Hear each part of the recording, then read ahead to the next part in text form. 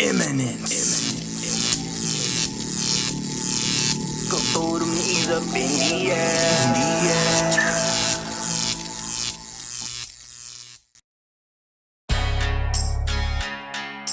9, 8, 7. We have a go for main engine start. 4, 3, 2, 1. And lift off. I've been waiting all week for some SFL action. On a big screen, I feel like I'm Ashley Jackson. Quarterback sneak, 4th and 3, man, what's happening? Touchdown, championships trying to stack. I've been waiting all week for some SFL action. On a big screen, I feel like I'm Ashley Jackson. Quarterback sneak, 4th and 3, man, what's happening? Touchdown, championships trying to stack them. Rushing like a bullet into the end zone. Defense, hold up, no scoring in the red zone. Throw it up, pick 6, I feel like I'm Josh Rowe. Throwing downs over the shoulder, think I'm Jack Winmo. I need me back to back, trying to be like Vulture. Cause a storm, cause I'm mighty, it's in the culture. Esports TV, YouTube, Twitch, SFL Live, tuning you don't wanna miss. I've been waiting all week for some SFL action. On a big screen, I feel like I'm Ashley Jackson. Quarterback sneak, 4th and 3, man, what's happening? Touchdown, championships trying to stack. I've been waiting all week for some SFL action. On a big screen, I feel like I'm Ashley Jackson. Quarterback sneak, 4th and 3, man, what's happening? Touchdown, championships trying to stack them. Next level like my entertainment. NXT on a stream, 8 p.m. on a beat. Catch me on the cam like I'm SFL commish. Yeah, you only got one chance, you can never miss. For the glory, revolution, feel my fury. Cause I'm a legend out in Canton, and I'm playing with dragons. I'm the king of this legion. SFL action, tune in this season. I've been waiting all week for some SFL action. On a big screen, I feel like I'm Ashley Jackson. Quarterback sneak, 4th and 3, man, what's happening? Touchdown, championships trying to stack. I've been waiting all week for some SFL action. On a big screen, I feel like I'm Ashley Jackson. Quarterback sneak, 4th and 3, man, what's happening? Touchdown, championships trying to stack. I've been waiting all week for some SFL action. On a big screen, I feel like. What is up, SFL Nation, and welcome back to SFL Nights with A.J.Striker. Thank you so much for joining me today or tonight or whenever you decide to hit that play button or turn on that radio dial. Really appreciate it, y'all. And I am joined with my special guest co-host, Diggy. How you doing? Good. Glad to be back. I enjoyed a little bit of time off, and it was fun doing the show last time with the guys. And I'm glad the season has kicked off, and it was a crazy week 1. Oh, man. Same here, man. It's always a pleasure to have you, especially with your knowledge and, your enthusiasm. It's always welcomed. And you're right, man. We did have a fantastic week 1 to welcome in season 20. We're going to be going over that with you guys. Week 1 score reminders. We're also going to be breaking down a few games that we found very interesting. Hot topic question. Well, then we're going to do our pick'ems for week 2. But my hot topic question tonight is, what are your thoughts on the SFL switching to 2K4? So ask my guest this. I'm going to ask my co-host this, give my opinion about it. So it should be interesting to see what everybody says. All right. But here are week 1 game reminders. Okay, so week 1 scores goes as follows. The Alamo City Artillery took on the Baltimore Vultures, where Baltimore won 38-23. Mexico City Aztecs took on the Carolina Skyhawks. Mexico City won 27-24. Denver Nightwings took on the Motor City V8s, where Motor City won 26-17. Sioux Falls Sparrows battled the Jacksonville Kings, where the Kings won 37-22. Seattle Nemesis also took on the Atlanta Swarm, where Atlanta won 37-17. Vancouver Legion battled the Tulsa Desperados, and Vancouver came out victorious 24-21. DC Dragons met up with the Fort Worth Toros, and Fort Worth won 27-17. The Houston Headhunters battled the Charleston Predators, where Charleston won 30-27. Excuse me. The Los Angeles Vikings battled the Louisiana Revolution, where Louisiana won 30-16. Queen City Corsairs took on the Las Vegas Fury. Vegas won 30-24 in a close game. Oh man, that was tight. Canton Classics battled, of course, the Arizona Scorpions, where Arizona won 30-13. Florida Storm took on the Indianapolis Ramblers, where Ramblers won 23-17. Portland Fleet battled the Minnesota Legends, where Minnesota came out victorious 32-24. Final game, Monday night game of the week was. And Monday night's game of the week was between the London Knights taking on the San Diego Mavericks, where San Diego won 45-31. So, Diggy, what game kind of stood out to you? If you hear any screaming in the background, it's my daughter. She ain't going to bed tonight. So. Oh, okay, no worries. Hey, listen, I'm surprised you don't hear my son. One of them was Denver and Motor City. You know, I remember saying last season, I think Motor City will turn it around this year. And they had a great game. Just real quick, I'll read my notes real quick. I said a great touchdown by Guy Clausen on the opening drive. And Darby had a great catch in there as well. Motor City looked like they had a good start to the game, and it was good to see Gene Struthers make his first debut. Yeah. You know, and he saw the pros as a different level.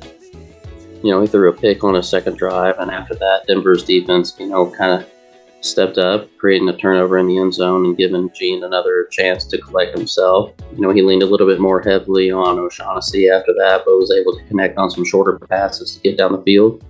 O'Shaughnessy, you know, really put Denver on his back this game and, you know, getting them their first touchdown to end the half and closing the gap a little bit, 10-13. Second half, Motor City made some huge plays, but Denver was able to keep them, you know, to a field goal. Get Gene Struthers as many chances as he could to keep him in it, but he threw a lot more picks. And it's going to happen. It's going to happen in the pros. You're going to throw some picks. But, you know, he wasn't afraid to keep going out there and throwing the ball, so that's a prop to him.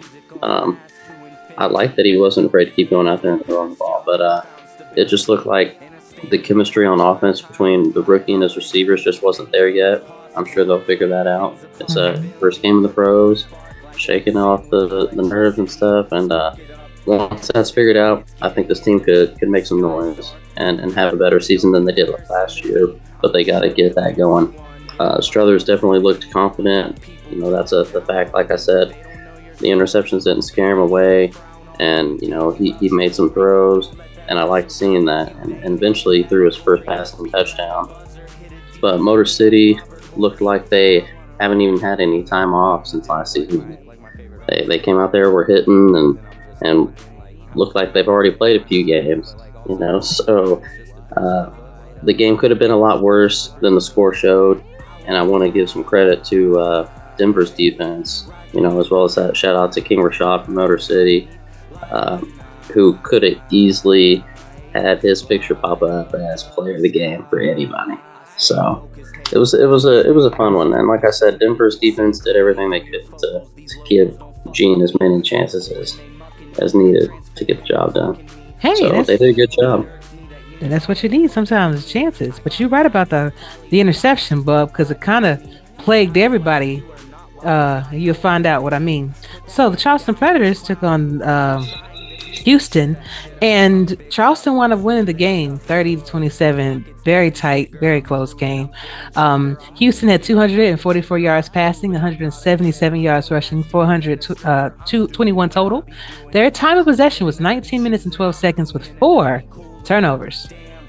Charleston had 178 yards passing, 47 yards rushing for 225 yards total. Their time of possession was 24 minutes, 13 seconds with 2 mistakes. And Mar River wound up being the player of this game, deservingly so, with his 3 sacks, 4 tackles, and a 4th fumble. So Mr. Rivers was very busy, but I think the keys to Charleston winning this game was GP Wells.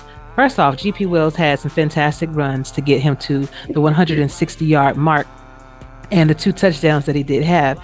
And, you know, there was even a couple takeaways by Houston made by Kai Cash and Dedrick Law. But the fumbles from GP Wells and Jalen Wells, coupled with the two key block punts that kind of threw a wrench in things. Plus,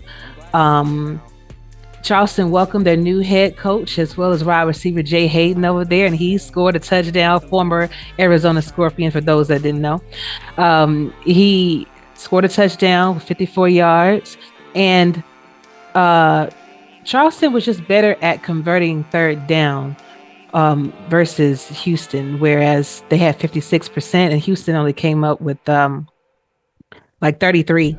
I mean, so that definitely played a part in it. I also believe that the 4 turnovers and Charleston keeping the ball most of the time led to them winning the game. They're, right now they're a strong contender. If week 1 was any like prerequisite to what their season is going to be like, they're kind of scary. So people got to watch out for them. But so, Diggy, who else did you like? I think I did 3. So my second one was DC and Fort Worth. I thought this was going to be a great game because how DC played last season. Yeah, they kind of slowed down towards the end of the season and lost some games they probably should have won, but they played well. So did Fort Worth. So I knew this one would be a good one. So that was one I chose. DC had to punt on their first drive. I mean, the first play of the game, Steven took a sack there, and they had to punt on that first drive. But Fort Worth was able to work their way around Riley Hughes on DC's defense to get in the end zone, and Hughes was all over the place for DC on defense, and really stepped up that game and made a lot of good plays. Had a great game.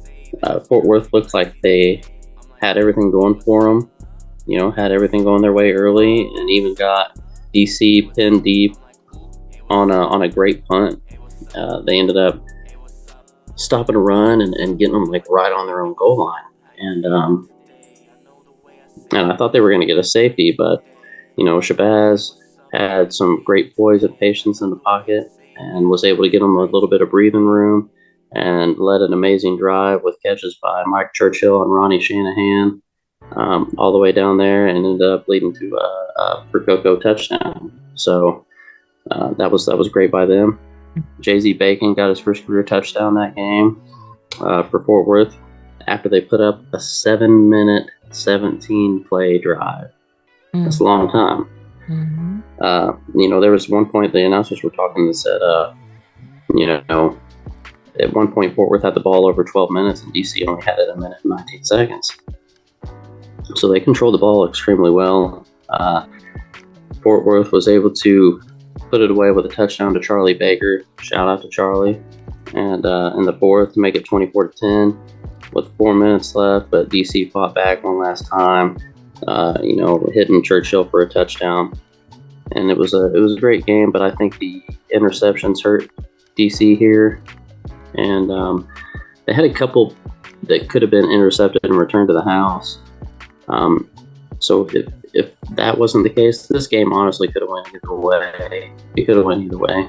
And it was a fun one to watch. But yeah, I mean, DC was showing what we know they can do. They can play ball. They can come out here and get the job done. But we'll see how next week goes. This whole first week, there was, if you look at the who you gots, mm-hmm. there was like 5 upsets? 5 upsets this week. Mm-hmm. So I mean, easily so. I mean, and it's hard to gauge what you're gonna do week 1 because you don't have any film to watch. So you're just gonna put your best foot forward and hope that your chess moves are going to be better than your chess. I was going to say checkers. Your chess moves is going to be better than the other one. To that point, Alamo City took on Baltimore, and that was a great game to watch. I thought Alamo City was going to win this game, how everything was playing out, but Baltimore, with a stroke of good luck and put their foot on the gas, they just kept it moving after the turnover from Alamo City. I Don't mean, say it's that. They're gonna come after you. it You is say what who it is. but Hey, Bo Martin is on my show, so he's going to tell you about it. You're going to hear from him about this. But Alamo City had 332 yards passing, 84 yards rushing, 416 yards total. Their time of possession was 22 minutes, 50 seconds with only one mistake. Baltimore had 385 yards passing, 55 yards rushing for 440 yards total. So not too much of a difference there. Time of possession was 19 minutes and 42 seconds, but 2 mistakes. Now, keys to Baltimore winning this game. I must mention that Yogi Barr, Tina Begin, Jukin Rukin, Mickey McGuire, and Albert Begin gave quarterback Jack Wigmore a very difficult time on the defense. But he was able to complete 5 passing touchdowns, spreading the ball around to Ivory Irvin, Warren Murray, and of course, Mac Chima, the man of the hour. He was the player of the game with 9 receptions for 209 yards, 3 touchdowns, and he averaged 23.2 yards per carry. 4 sacks that were made on Ace Finnick that I believe that definitely kind of rattled Ace a little bit. And that was from Joe Duncan, Al Walker, and 2 by Saron Yates IV himself. That helped Baltimore, and they were also slightly better at converting their third downs. But both teams had around 50%. But sometimes it's just a stroke of luck that kind of helps put you over the edge. And I think that is why Baltimore actually won this game. But Alamo had him. They had him for a minute. Who was your last game? Alamo put up a good fight. They did. But, I mean, what a way to start season 20 with Baltimore coming out and throwing that bomb for a touchdown on play 1. So, I mean, that was crazy. But my last game was QCC versus the Las Vegas Fury. And that was a good one. Lakeman, another rookie quarterback, getting his first start. Some people question Lakeman going in the draft. And QCC, I mean, I know it's just week 1 and we don't know how it's going to play out. They could fall off or whatever. But he made him look like a genius over there. So he had an opening drive. Lakeman hit Powell for a deep touchdown on his first career drive as a pro. Todrick got an interception for QCC. That's another rookie. There was a lot of firsts for rookies in this game. What was that? Todrick got the interception. The following drive is first. QCC's defense was ready for Vegas. They were ready for Price to kind of go deep on them, and then the defense stepped up. They were able to get the interceptions, and after getting their second of the game, Lakeman, made his first big pro mistake and threw a pick 6. He threw it. Max Jackson took it back to the house. They were tied going into the second, and finally into the third, Vegas gets their first offensive touchdown of the season. Lakeman answered right back with another passing touchdown. Las Vegas took the lead again, and it was like 17-20. Lakeman threw another bomb deep to Deezer Powell for a touchdown. I think it was like 60 yards. I mean, he looked like a pro. I mean, it was like a seasoned pro, throwing them open, like leading them over the shoulder, deep. Man, it was nice. They looked like QCC was going to hold on and win it, and I don't know what happened. QCC should have won that game, and they threw it on the third down, and it got picked off and ran back to the house. It was like a minute left, or so, and number wise, total. This isn't a shade thing or nothing. Lakeman threw 5 passing touchdowns that game, but 2 of them were to the other team. 5. 2 of them got taken the other way though. But I'm like, the shout out to QCC. That was an amazing draft. We'll see how it plays out. Hopefully, he can keep a high level the rest of the season. But like you said, week 1, nobody knows what to expect. Hopefully, Lakeland can continue to have a great rookie season, and kind of make them look like the genius over there. I mean, QCC, shout out to them for having a great start to the season. I think that should have been a win for them, but for him to come out and play as well as he did against a good team like the Fury, that says a lot to me early already. So good luck to that. And another shout out I want to do, since I don't have any more games to cover, is the Kings, and the staff over there with what they did, and to Jorge Torres' first win as a GM over there. So props to you guys. Indeed. Congratulations, y'all. And it's good to see Jorge making the right moves and getting the right pieces to help, turn things around. So we're going to see how it all shakes out. But my last game is the Arizona Scorpions taking on Canton, where we won 30-13.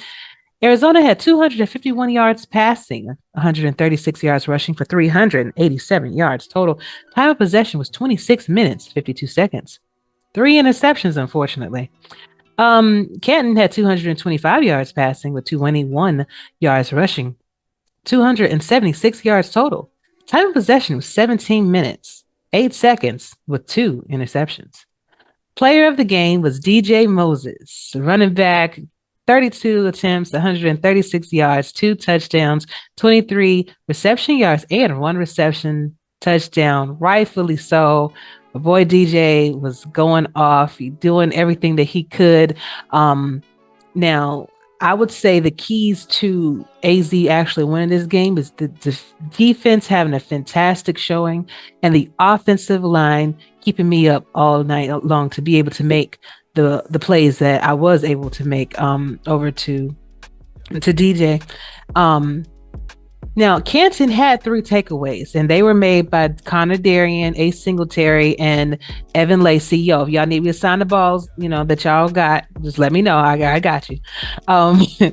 But AZ's defense came through in a major way, having 6 sacks from Sean Moore, 2 from David Tilley, Hunter Norwood, and Alex Constantine. Dede Sacks, excuse me. On Cam Curtis, plus 2 interceptions made by Iverson Gamble and Parker Thomas to help seal the deal. I'm telling you, defense can help you win your game. They've been known to win championships.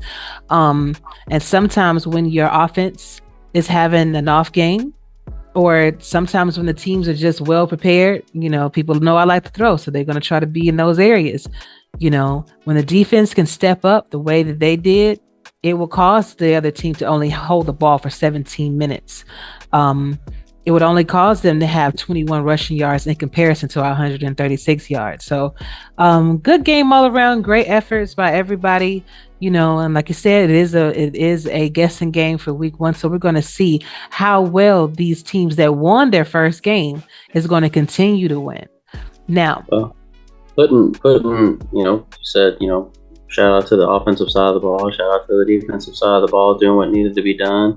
But shout out with how crazy it is, shout out to Eddie putting the playbook together there and putting us in the position to where we didn't allow Canton a first down till midway through the third.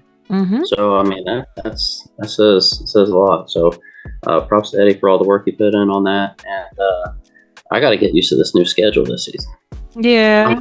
The early game for me last season at DC was like 4:00. So I lost track of time, and I looked and I'm like, oh man, the game's on. I didn't get my notification when it aired on. So I was like, man. So I popped in, mid towards the end of the second, but and I caught the rest of the game. But yeah, I got to get used to this new schedule, an extra day of football, and some early games. So yeah, you will eventually. It just takes some, like you said, getting used to. Now this week we don't actually have a game on Thursday. So week 2 actually starts on Friday, which will be the 20th. And the Atlanta Storm will be taking on the Florida Storm at 8 p.m. Eastern. I believe they're going to be at the I as well. So, Diggy, who do you got? Let me see here. Atlanta versus. Why don't you pick first? Are we doing this now? I'm gonna take it. I'll take Atlanta. All right. I'm actually going to take the Storm. It's very, very difficult to beat the Storm in the I when they're at home. But we'll see. The Fort Worth Toros will be taking on the Alamo City Artillery at NordVPN Stadium, 8:15 p.m. Who do you have? You go first. I liked how Alamo played. Ooh, yeah. But I think I'm gonna go Fort Worth on this one.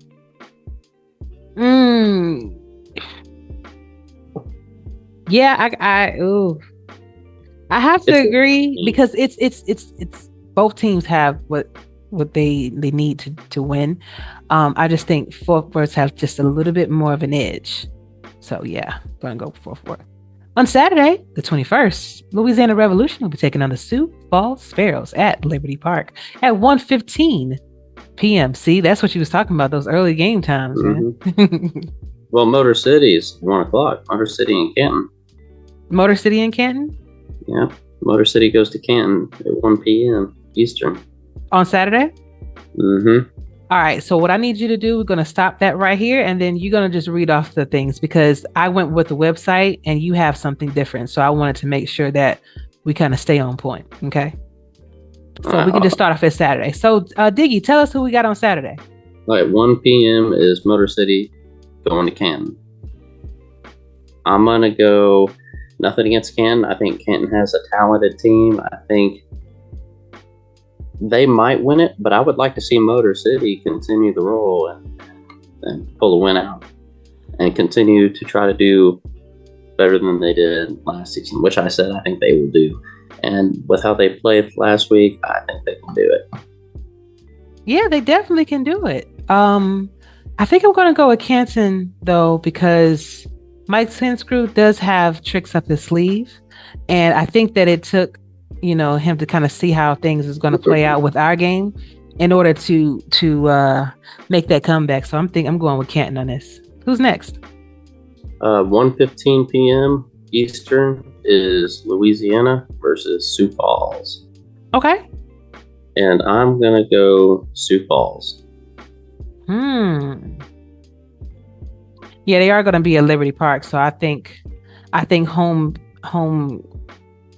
field advantage is going to take place in this one. I don't think it's going to be a large margin, but I think Sioux Falls is going to win as well. Okay, so 6:30 p.m. Eastern is Arizona versus Denver, and we can just go the next. Okay, it's of course Arizona. You picked Denver. What are you doing? I said Arizona. I know. I put A on Denver. Okay, see, don't do that. 6:45 Eastern. The next game will be Indianapolis versus Tulsa. This will be a good game as well. But I gotta go with Chad here. I'm gonna go with Indy.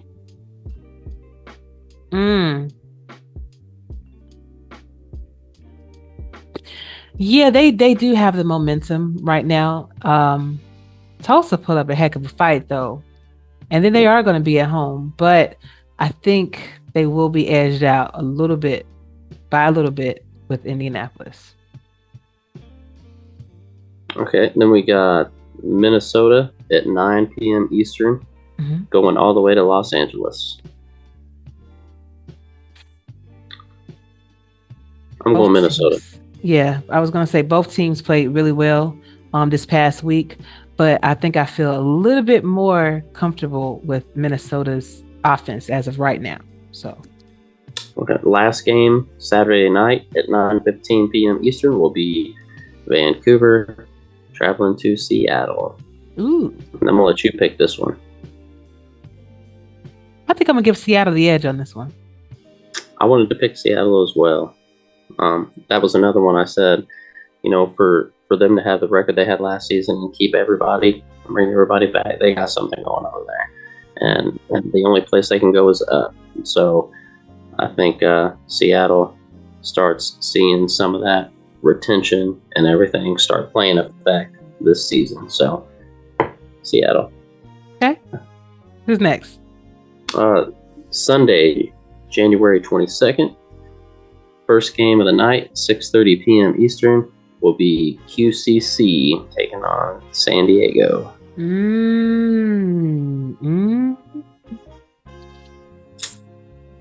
Yeah, I'm gonna let you go first on that one. I like what QCC did last week, and this is going to be a big test for that rookie quarterback with San Diego. And I need to see a little bit more to see if this rookie's going to be consistent and keep able to play, still be able to play at the level he played last time, but have the fewer mistakes. So I'm going to wait a little bit longer on that. So I'm going to go with San Diego on this one. Okay.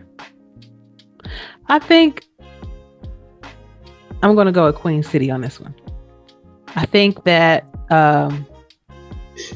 despite they definitely did a heck of a job scoring 45 points. Come on. But I think that the veterans over there, well, Queen City does have a lot of rookies too. They have a lot more rookies than San Diego does. And San Diego's actually playing at home.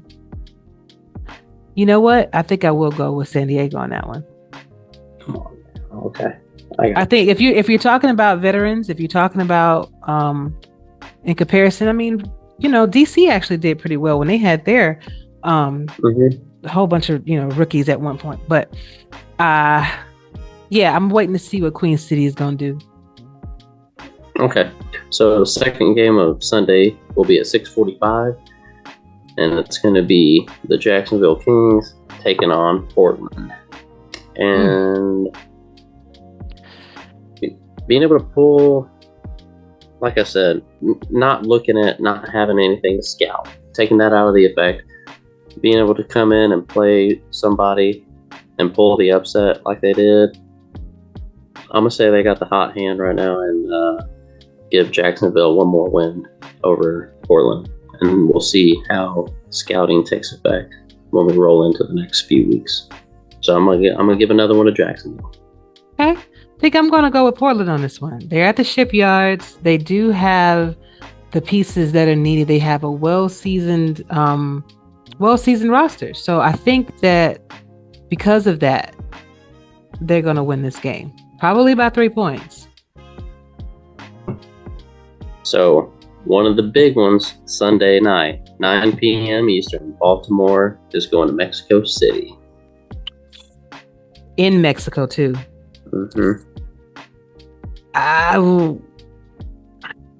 Because it's really hard. After I watched what, Baltimore does constantly, I mean, unless you have an answer for everybody on their team, pretty much, they have too many weapons. And it's really hard for me to pick against them, even though Mexico City Aztecs has a fantastic ball club, but You got who's over there helping Mexico City? Ramos, right? Yeah.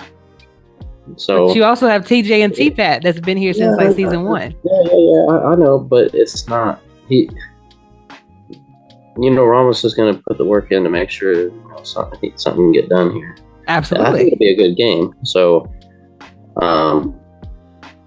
I'm gonna put my cards on Mexico City. All right. I mean, listen, somebody's got to get an upset. Somebody gets them once every season, right? So let's get it early. And Mexico City. Okay. Noted. All right. Who's next? Baltimore for you. Yeah. All right. They got too many weapons, and they're all seasoned. So yeah. The late game on Sunday at 9:15 is the DC Dragons heading on down to Houston.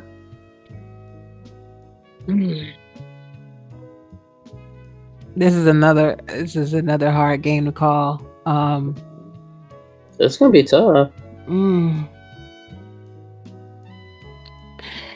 I'm going to go with DC only because I think Houston needs to spread the ball out a little bit more. GP Wells had a fantastic game. He's capable of carrying the team on his back. Jalen Wells as well.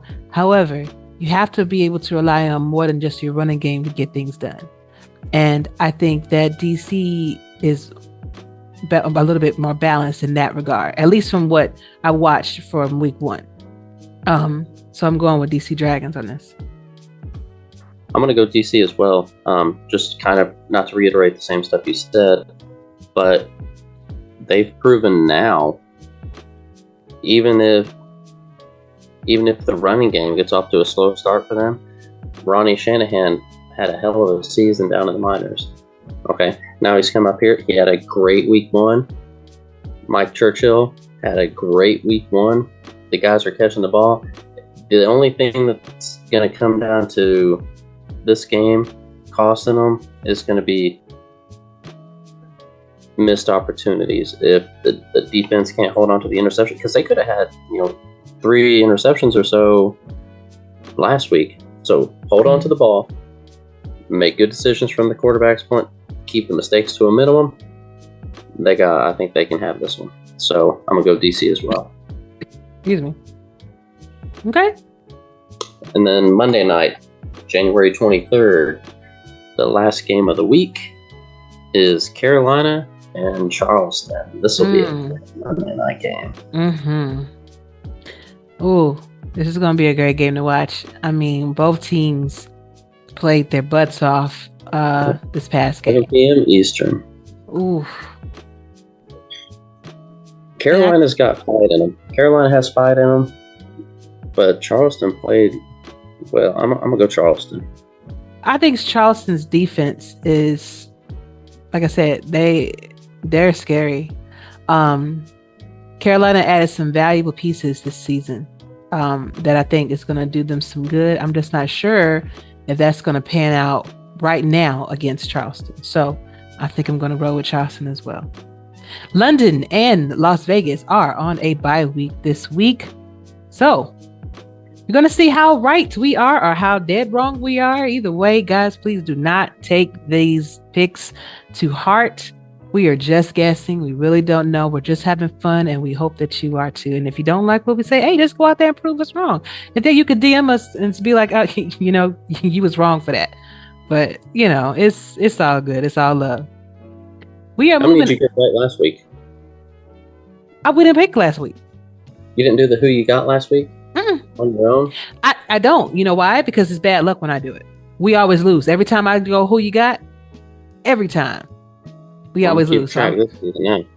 I keep track. If I put it in Discord, it's going every time. Wherever I put in Discord is going to be the opposite. It's different on the show. As I know it's weird, but that's how it is. We'll keep track for the show this season. Since I'm the champ for the minor leagues. Wow. We'll take over the pros. Okay, we'll see. Hot topic question of the week is: what are your thoughts on SFL switching over to 2K4?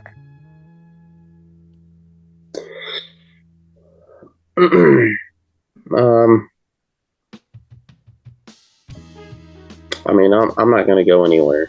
I'm not going anywhere. I'm here. So whether we're playing on this or on another game, I'm still here. I'm curious to see how it's going to work out. Going to an older game, I know there's some stuff they can do for sponsorship and stuff like that. So, and the roster files and stuff. So, I mean, it's good in that sense. And just like I said in my first interview ever with you, was what took me so long to come to the SFL was the graphics. I was like, man, it's an older game, and it looks old, but the more you watch it, the more you don't notice it. The more it's just like a regular game. So it's just going to be something people have to get used to. And I know some people are worried about it because it's a change. Some people are excited about it because this has been this game for how many years? and it's something new. It's something different. Yeah, it's an older game, but we'll see. I'm just trusting the process. No matter what the game is, there's things that people don't like about this one. There'll be things people don't like about the other one. Just in the little clip I watched, I saw the commissioner posted the zoomed out picture. I was happy to see that. They zoomed out the camera. That was one thing I didn't care for, was it was so zoomed in. The other thing, I mean, I don't want, it's like nitpicky stuff, but like the shadow on the field, like it makes that part dark where the receiver is, and it's kind of like, it was hard to see.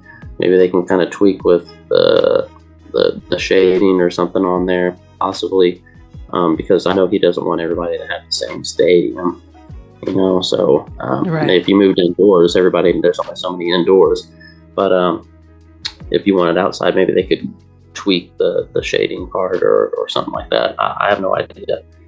That's above my pay grade, and that's above me. So I trust the process, and I'll be here either way.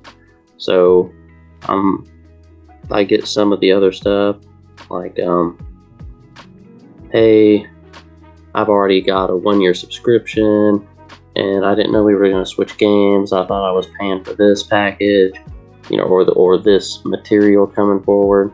I get that stuff, but at the same time, if you're a player in real life or anything like that, I mean, rules change all the time. I mean, it's not like we're playing a totally different sport.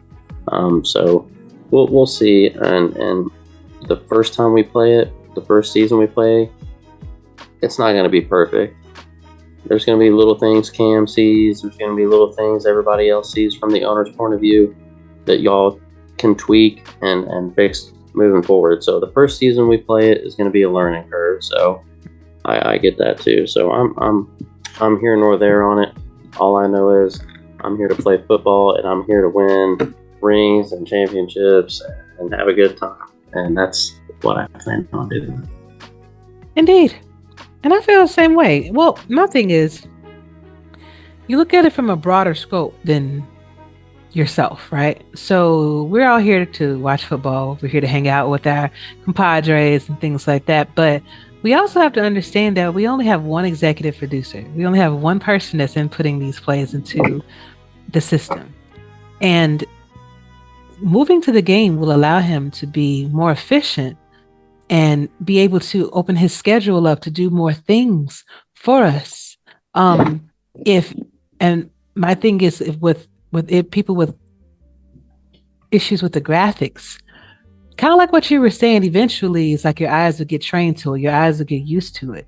But if he is able to make that adjustment for the camera angles, who knows what else he'd be able to hex or to mod, to be able to make the game more presentable from that perspective. But my thing is, I think every team in this league has suffered from, and I'm gonna say it, Diggy, APF, the bad calls that APF can sometimes make, you know. And I know that there was some that happened this week too that were questionable.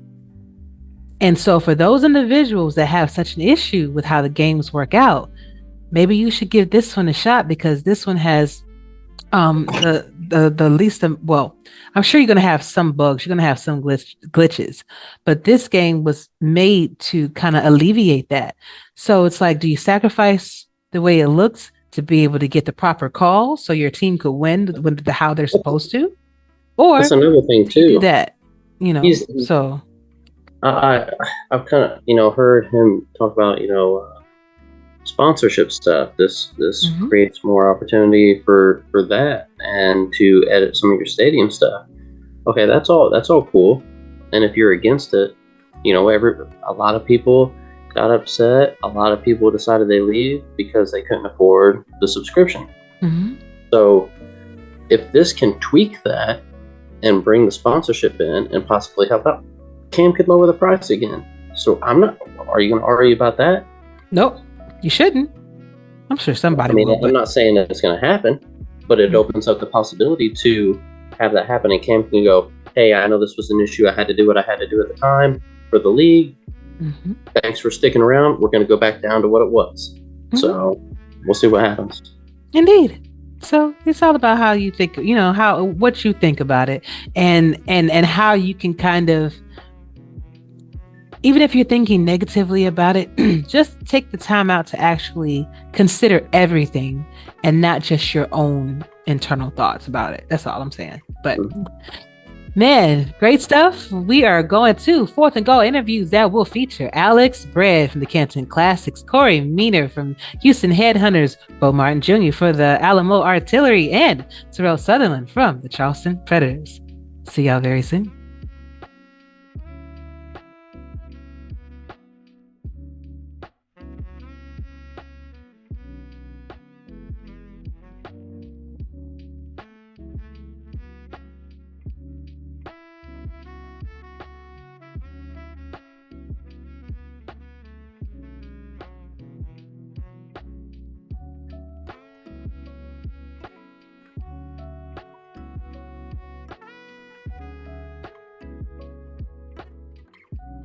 Welcome back, everyone, to my 4orth and Goal interviews featuring a few of my good friends that you saw Monday night in like a couple 2-minute segments, I should say. But we're going to go in depth with what they were talking about. And I have first up, Mr. Alex Bread. He is the Director of Compliance for the Canton Classics. How are you? Director of Content, but yes. Director of Content, excuse me. I don't do compliance. I'm sorry, but Jesus. I am doing. Look, that's my job. I am doing well. Hey, it's early. Forgive me, bro. It's late. It's late for you, early for me, and in between for those two. So, did I miss a major announcement? We got a new DLC. Listen, congratulations, Greg. Congratulations. Yes, sir. Listen, sometimes. So when am I gonna get paid? Oh, that won't be until you have to serve for a whole year, dear. Just in case you want to quit. And it's like $7.23. You don't get paid, Brad. Leave while you can. $8 a month. $7.23. That's about it. And next up, I have Mr. Terrell Sutherland. He is a fullback over for the Charleston Predators. How are you? Doing good. Best fullback in the nation, baby. Okay, second. Whoa, ain't no second. I mean, top two, and that too. Okay, yeah, you're the second one if you're top two. You said fullback. We talking about fullbacks now. This is a conversation between me. This is a conversation between me and him. Oh, excuse me. Let me back up then. You just got here, Bo. You just got here. He right. You new to the club. Hey, I'm still way behind here. He right. And lastly, another good friend of mine, Mr. Martin Jr., aka Thick and Juicy. Say it Alamo now. City. Hey. Alamo City Artillery. Jeez, I'm gonna need y'all to change y'all name though, because that was too much of a tongue twister for me. You would like that, wouldn't you? Uh-huh. You would like us to change our name so y'all can have that top spot back, but it's not gonna happen. Yes, man. I don't know why y'all did that first. We might just go ahead and wrap it up forever and change our name to the AAA. Now what? Y'all get that past Cam. Y'all can have it. Our name gonna be AAA. So like, hey, what y'all doing on the field, bro? What's up, everybody? I'm good. It's me, Thick and Juicy. I'm so glad to have all y'all on, and we're going to start off by just talking about your thoughts on week 1 action overall across the league. If there was any games that caught your attention, maybe there were some surprises for you, just let us know about it. And we're going to start with Bo first. Overall, I thought the weekend went really well. I was looking over some of the games. I wasn't able to watch them all, of course, because I had, other things to do at times. But overall, I thought the weekend went really well. All of the games, I know we still got, a little bit left to go, but the majority of the games were actually very close games. There was a couple of games. There was a couple of games where maybe it was more than 2 scores, but the majority of the games were actually really close. Some really great games. Some of them came right down to the wire. And I'm just excited for season 20. Like this season is going to be a season like no other. It's going to be a monumental season in the SFL. I'm just excited for it. Okay. Alex? Yeah, so I've been watching a few games over the week. Of course, I've either been sleeping through them or I've been busy working through them. But like for some of them, I do watch. I watched the Charleston game and also the Florida Indy game today. So that's the only two I watched. I'm sorry, Bo, but I felt like they both were really damn close. And for our game, of course, we got dragged through the dirt, whatever. But hey, look, I'm not saying it's a bad thing. It's a saying that we have to improve before next week. So, we got our asses handed to us, but it's except for our game, I think everything else went pretty good. Okay, gotcha. I'm gonna comment on that in a second. Terrell?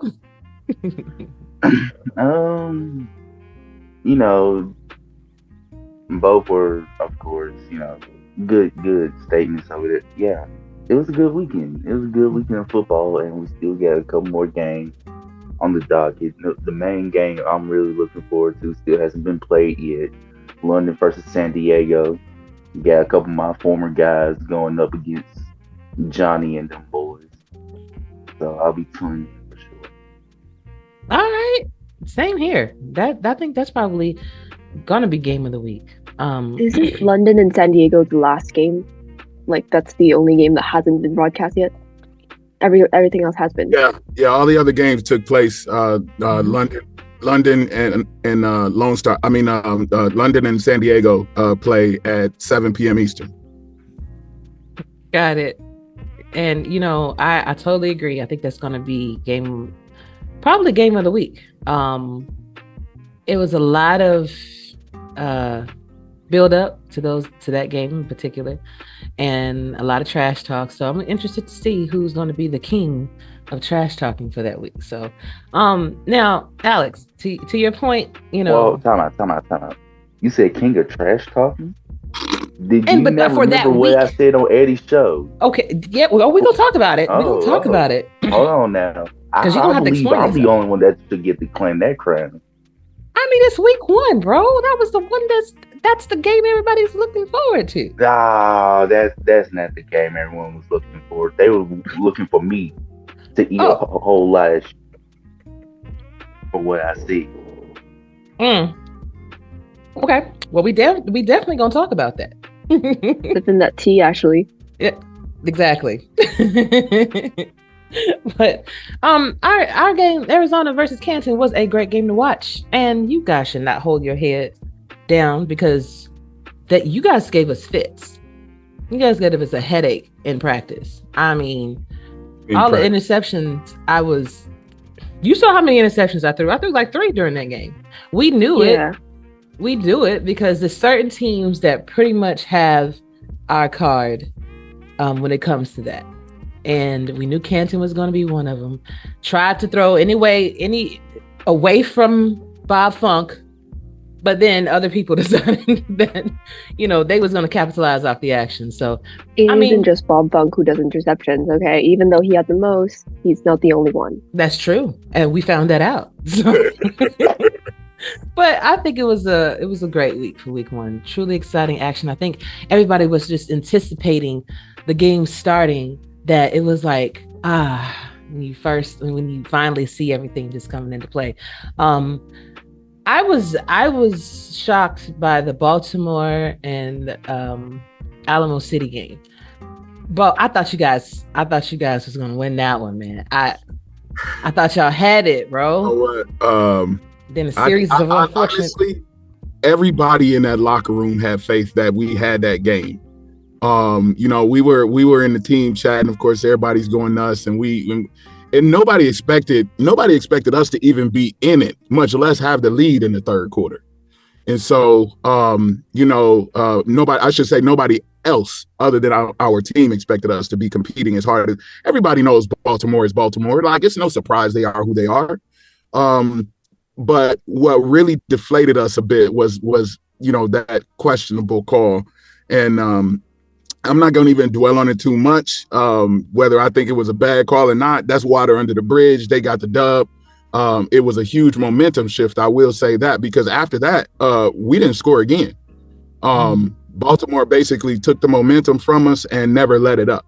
And so, I'm just, I feel like we played them really well.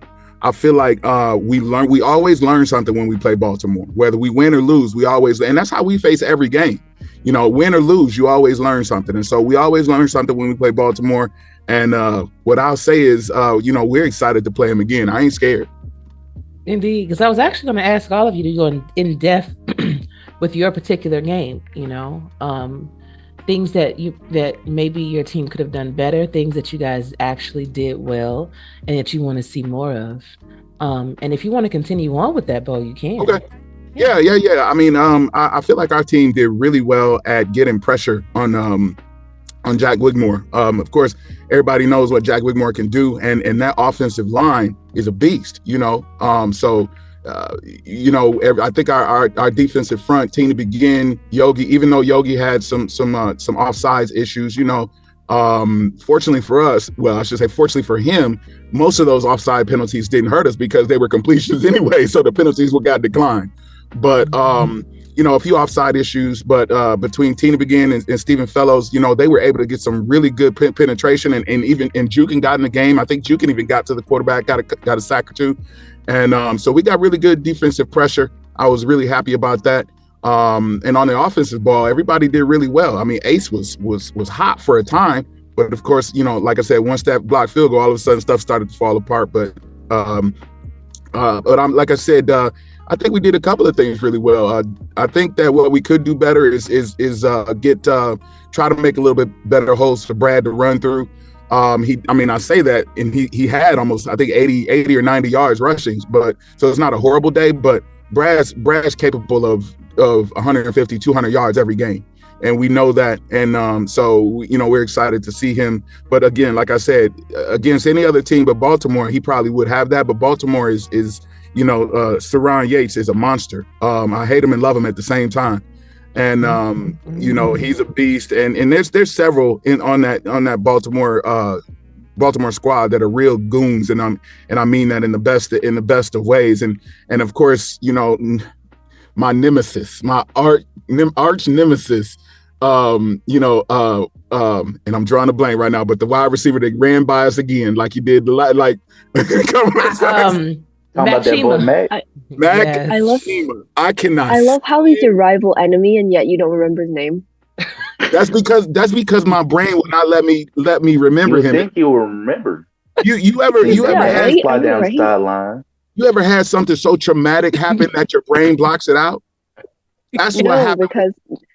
Because what happened with the indie game with us last season is traumatic enough, and we keep bringing it up because it sucks. But it doesn't suppress the memory; it keeps it flowing, man.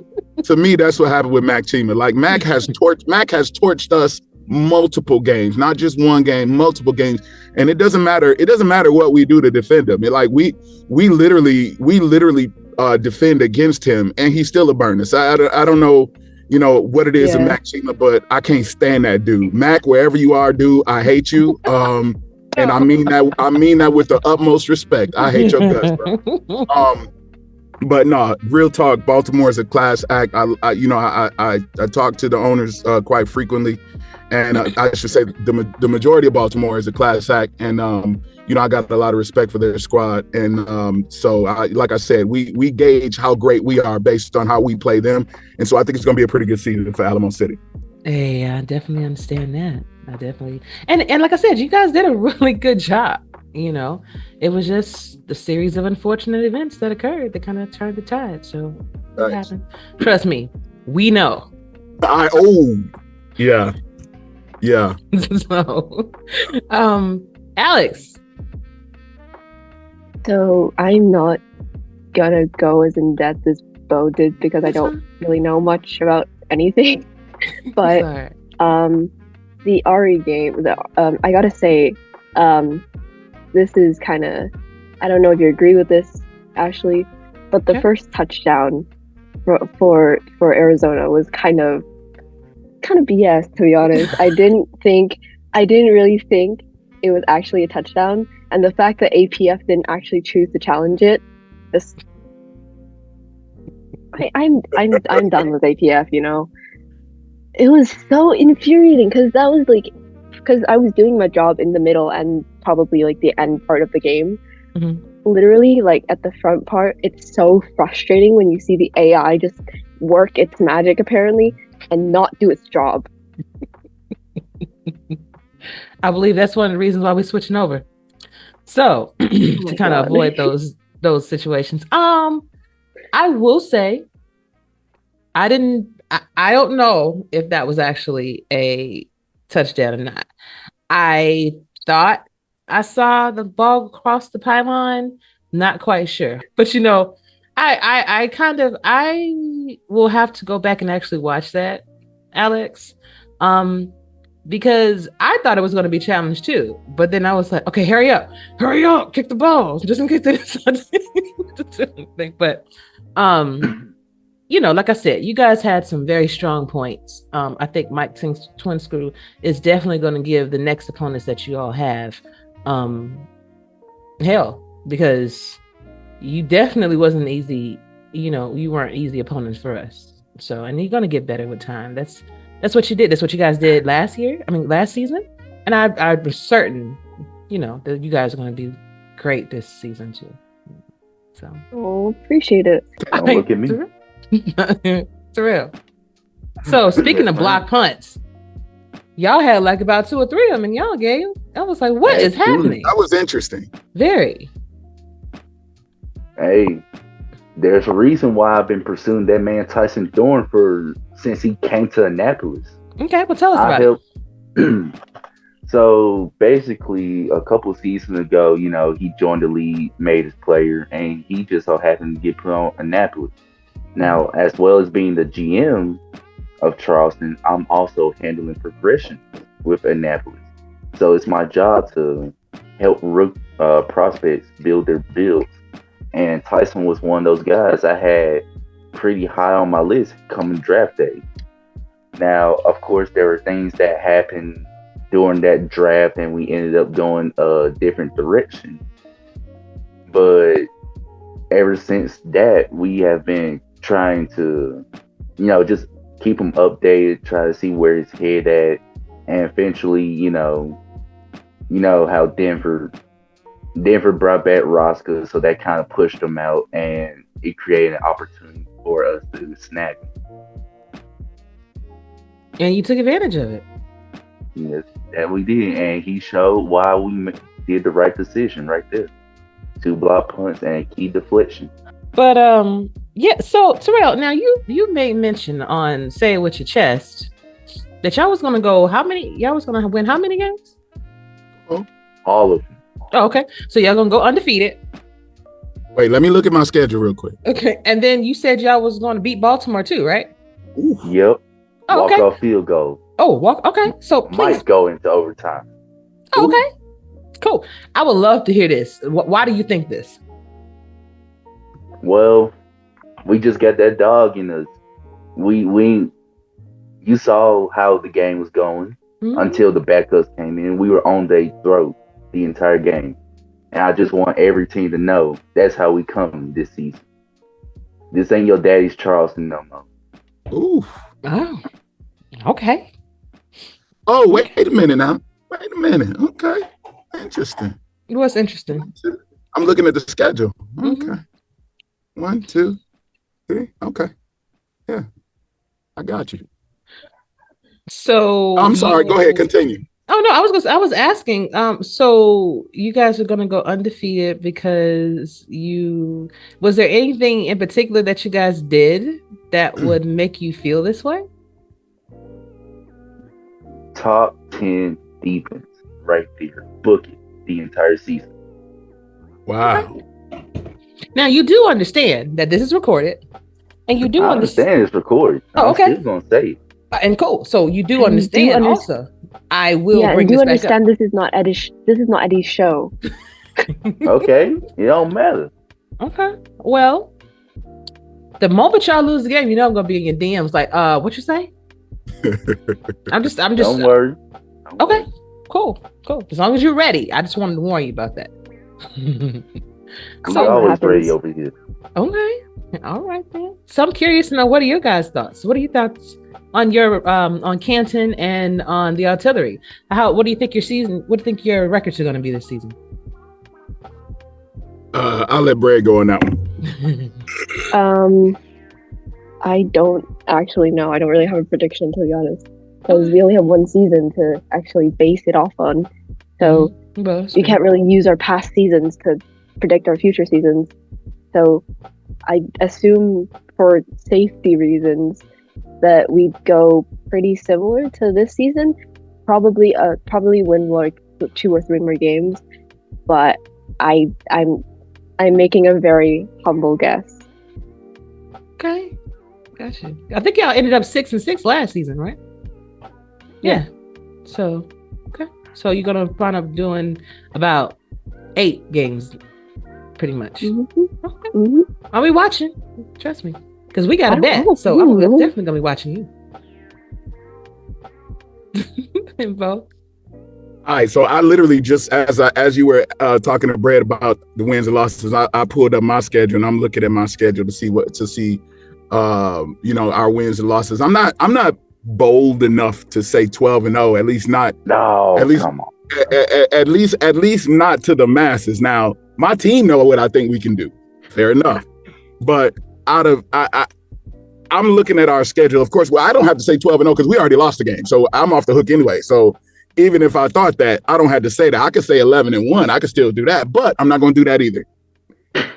Even though I think it's possible. Now, in taking a good, honest look at our schedule, I believe that we are easily, and without, I can say this with confidence. I could say 11-1, but I could say 9-3 with confidence. Okay. I'll take that. If I will be satisfied with 8-4, but I don't think we'll do any worse than 8-4.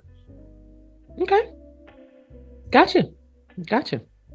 The last time Eddie said that we were going 12-0, I think we went like 5-7. So that's what I'm not gonna do. I'm not gonna say that.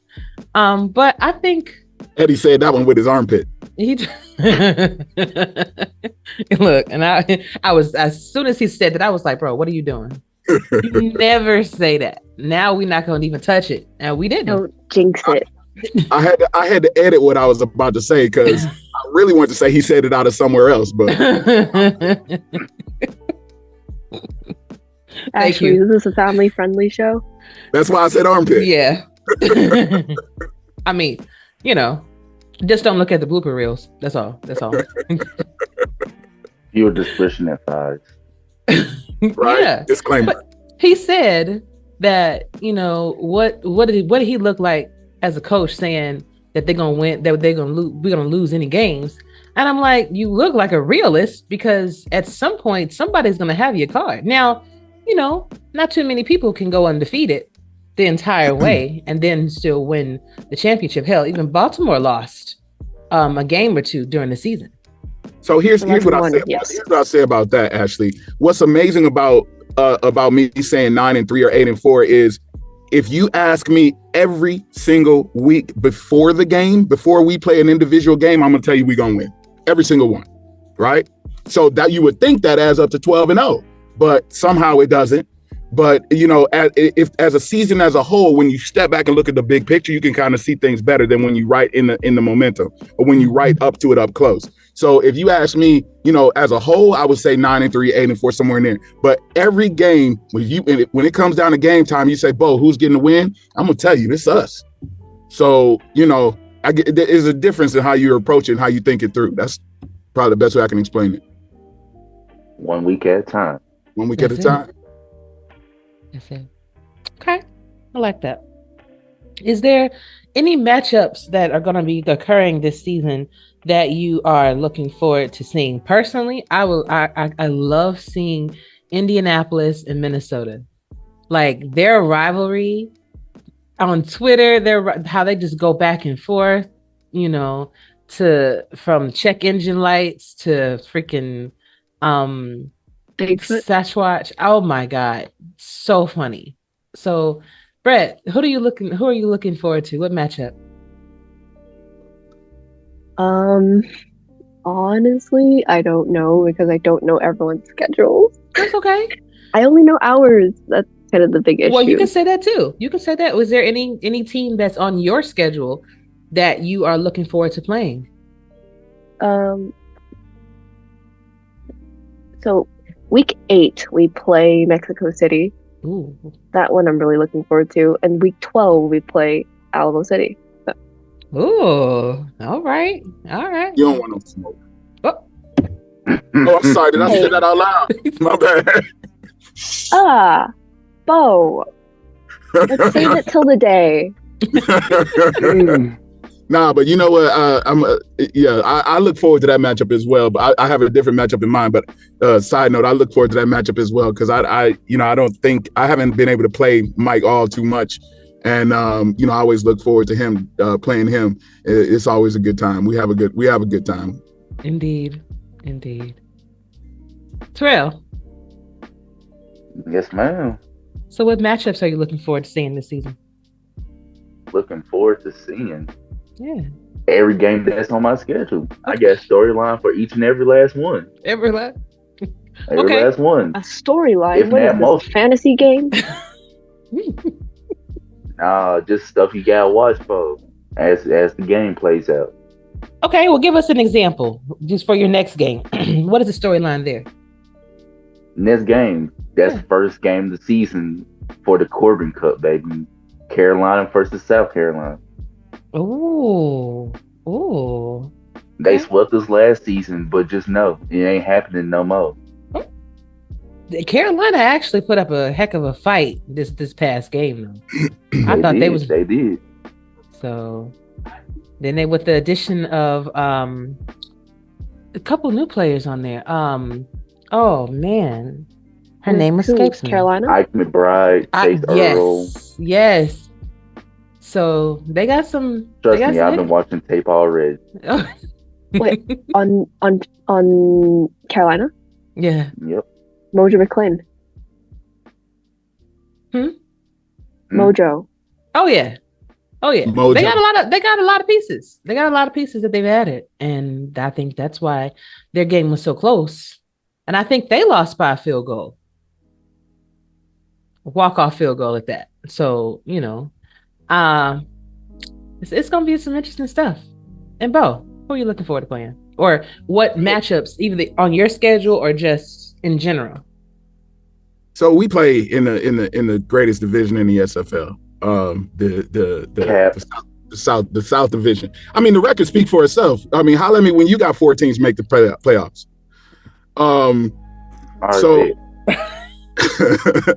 So we play in the greatest division in the SFL, and it's always uber competitive. And I don't think this season will be any different. A lot of people are expecting Mexico City to take a step back because they lost, a Hall of Fame quarterback, a Hall of Fame, receiver. I don't think that's true. I don't think they're going to take a step back. I believe they'll be just as competitive as they always have been. They had some great pickups this season during the offseason. So, I mean, of course, it's impossible to replace those two guys, Matt Wilson and Dags. But, I believe that they'll still be competitive. So as far as what game I'm looking forward to, I'm actually looking forward to the last game of the season. It takes place on 4/16, and it's Alamo City against the Houston Headhunters. I believe that game is going to determine the winner of the SFL, the South Division. And so I believe that game is going to be huge. I believe, all of our players will be at their best. And I believe DR is going to come with some tricks out the bag like he always does. And I believe whoever wins that game is going to take the South. That's going to be must see TV. Okay. Gotcha. A couple more questions for y'all, and I'll let you go, especially Alex, since it was 2:00 in the morning. You got time. What are your thoughts? I don't know if you guys have seen gameplay or any information on the new game that we're possibly switching to. 2K, 2K4. What are your thoughts on that? Do you think it's a good move? Do you think it is questionable? Like, what are your opinions on that? And let's start with Terrell first. Well, after seeing how the backup AI plays in 2K4 versus APF, I'm definitely looking forward to it. You know, we got guys in the front office already testing and playing around with 2K4, and a whole lot of craziness about to come to this league, I will say. Gotcha. Alex? First I want to ask, what the hell you writing? I'm writing my list of reasons I'm looking forward to 2K4. Okay. So, I mean, I have been really quiet in chat about that part of things. When the first announcement came out, I was there in chat and saw kind of all of it. And the arguments weren't pretty, to say the least. But for me, I've stayed pretty, mid about it. But honestly, I'm like more leaning to like not liking it because like the only thing I have it to base on is the graphics, right? Because it's my job to worry about the graphics. If everyone else is so worried about the AI, which don't get me wrong, I mean I've seen the 2K4 AI play. It's been really good, but like my job is to worry about the graphics and not the AI, so I'm against it on that part. But everything else I don't really know. So that's okay, that's fair. That's fair. Fully custom jerseys though, that's gonna be awesome. Right. Yeah, it is. All right, so listen, All Pro 2K8 is like the alcoholic father who can't keep a job, but he's there every day. And what I mean by that is here we go. He's doing the best he can, right? He's there every day. When you come home from school, he there because he ain't got no job, but he's there every day. And he does the best that he can. Sure, he's a little abusive. Sure, he gotta steal money out of your mama purse because he ain't got nothing to go buy drink. But he's there for you, so you accept him and you love him because that's all that you know, right? And you accept him as your father. But you always wish you had somebody better on low key, right? Okay. Now, I say all that to say no father is perfect, right? So I'm not, and I'm just making this up on the fly. That wasn't what I was writing down. I'm gonna get to that in a minute. But no father is perfect. So I'm not expecting, 2K4 to be the perfect dad, right? It's not gonna be, Bill Cosby talking about how you, but it's not gonna be him. In the Cosby Show. So I'm talking about Cosby Show. I'm not talking about the Queen. Stop it. I'm not talking about that guy. I'm talking about the Cosby Show, Bill Cosby. So it's not gonna be him, but at least it'll be better. Okay. So prime example, how many times have we seen what happened to in the Queen City game? Where for some silly reason you decide to pass the ball on an obvious run when all you gotta do is run out the clock, right? Or how many times have we seen where somebody chooses to down the ball 3 times when there's still time left on the clock and you got to punt back to the other team? You just don't see that, in regular games. Backups coming into the game, based on a time, based on a lead and based on a time, and then letting the other team come back and get into the game, only to not have your starters come back in, right? I got a list. I decided just now, I'm not going to go down this entire list because we don't have enough time. But those are just a couple of examples of things that can be eliminated by a better game. Now, keep in mind, I'm not saying it's a perfect game. So T South, I know you was talking about hoping that, having some reservations about the new game. And, that's understandable. But you don't have to think, is it perfect? Just think, is it better? Right. And so now the graphics, to your point, Brad, okay, you might be, it might be, I do believe that 2K8 is a little bit better graphic wise, but the exchange of what you get from going to giving up that little bit of graphics to what you get in gameplay is so much more worth it, in my opinion. So, I'm excited about the possibilities. I know I was talking to Skinny, and Skinny was like, man, y'all better be ready, and keep that same energy with the glitches in 2K4, because I expect them, because every game has glitches, right?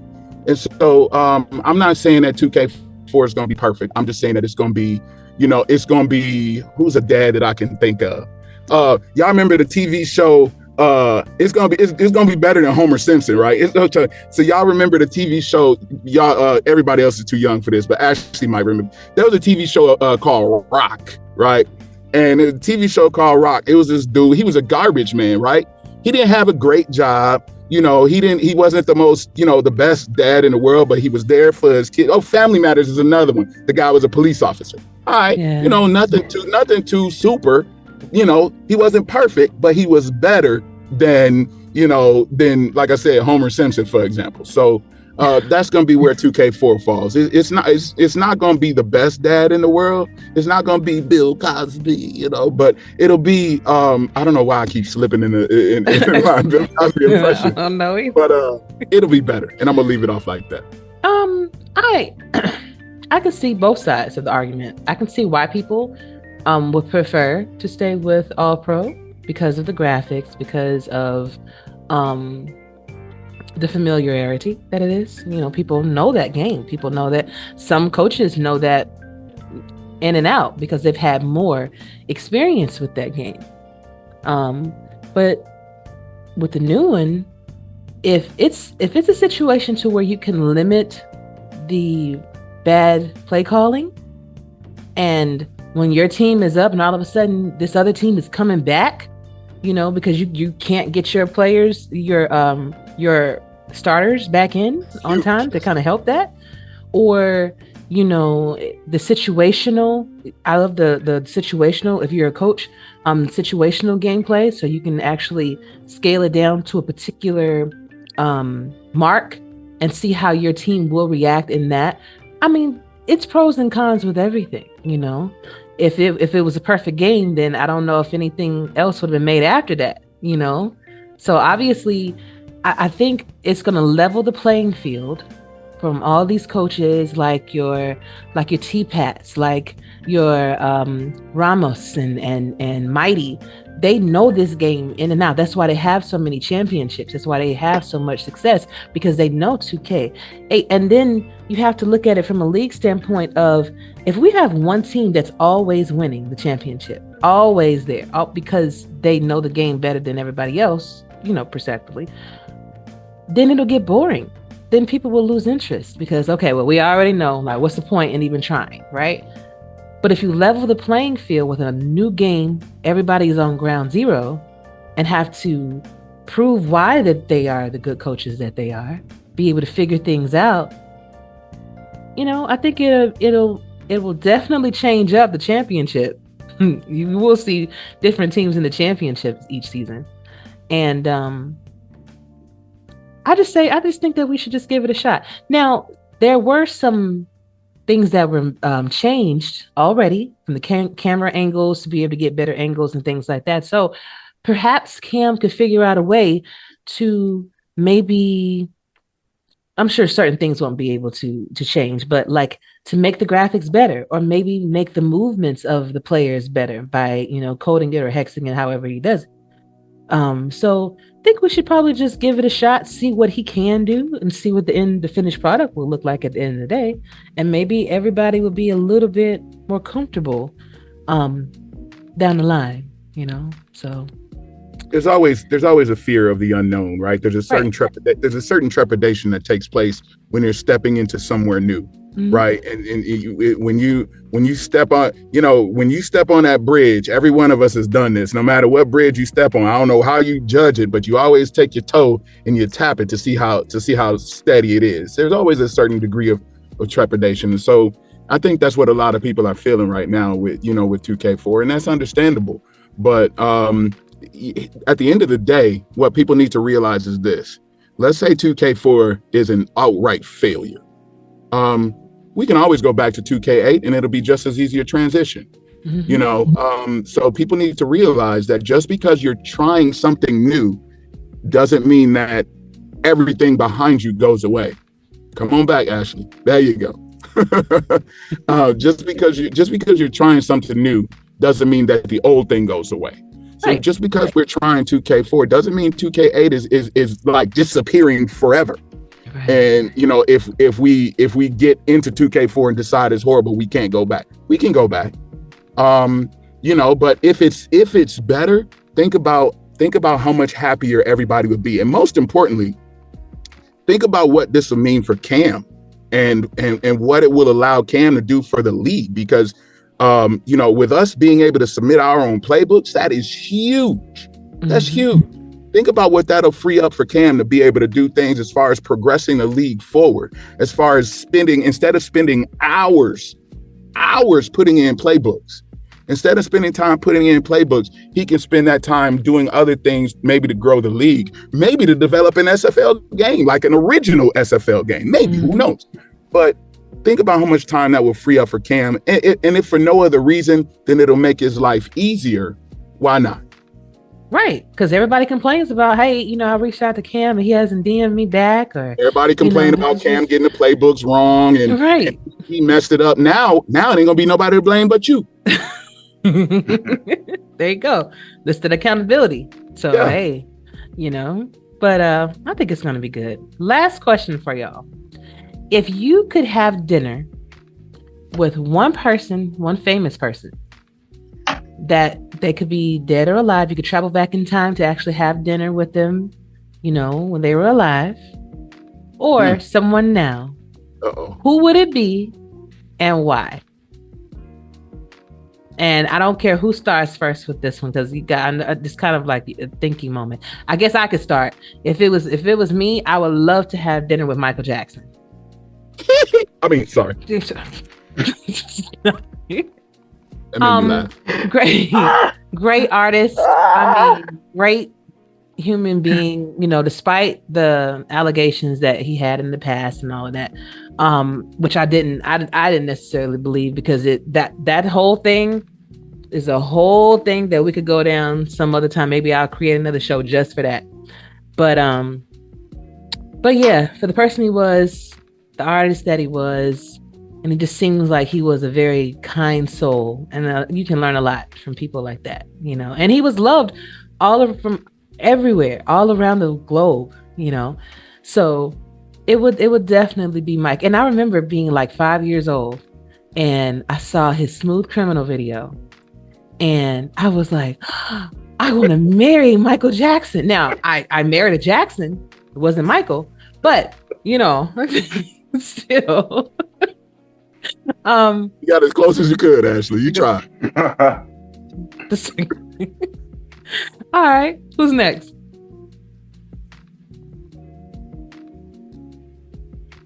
Go ahead, Brett. I see you. She like, I'll go.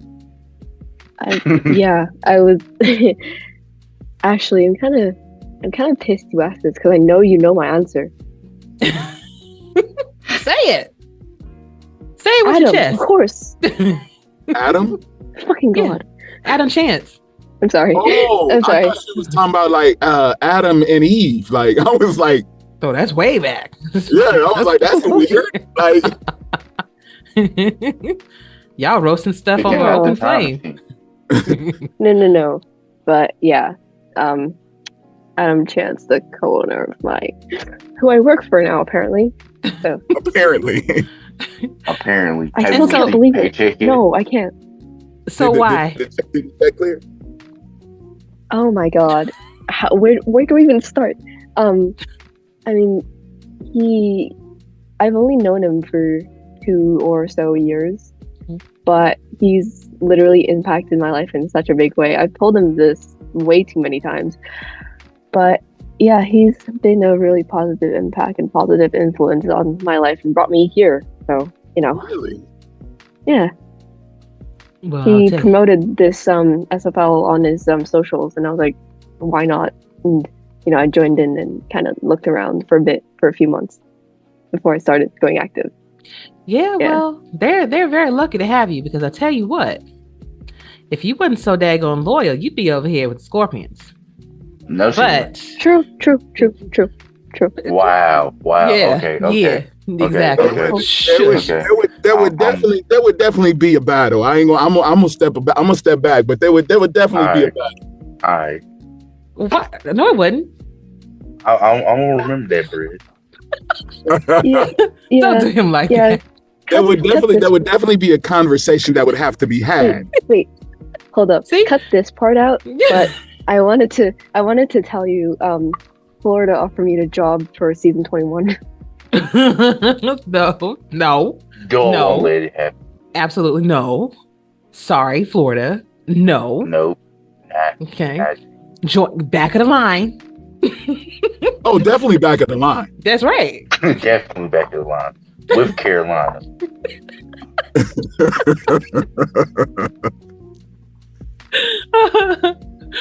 Oh man, love it. But Brad, that just shows the type of person you are, the personality you have, the the fact that you're always there, even though you're clear across the world right now, you're always there. You're there for your team. You do the best that you can with what you're given, and a lot of people, see that and they want that energy, in their squad. So I definitely understand that, Oh, thank you. You're very welcome. Who's next? Which one of y'all?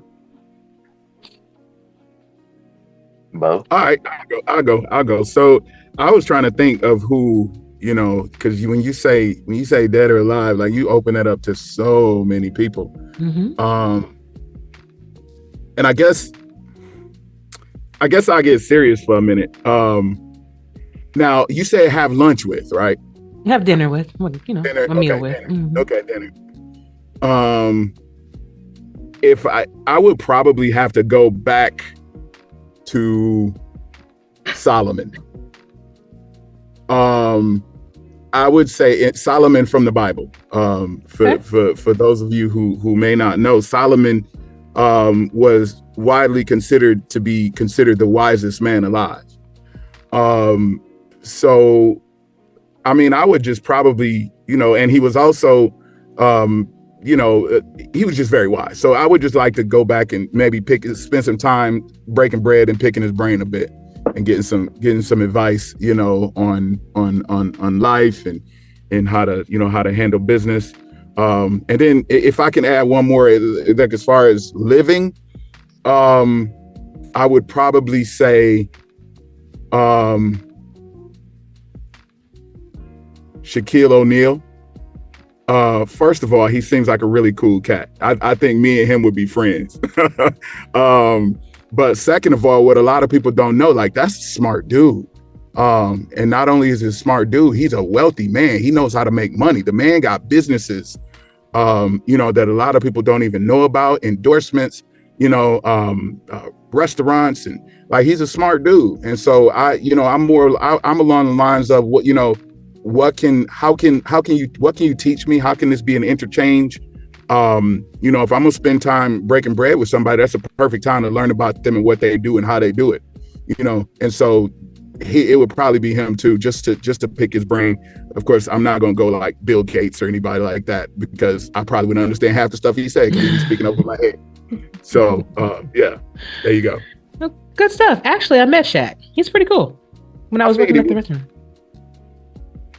Wait, Bo, if you would have said Bing Crosby, I would have walked out of this room right now. What you got against Bing Crosby? Hold on. Uh-oh.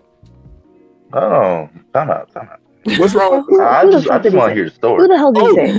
No, she meant Bill Cosby. Okay. Okay. Oops. Sorry. Okay. Sorry. Okay, just making sure. I heard sure. wrong. I'm sorry. I'm sorry. A little bit of Heathcliff Huxtable, if you know what I mean. Leaving now. Bye. Stop it. Terrell, save us, please. Look. I just had to make sure. Okay. I'm sorry.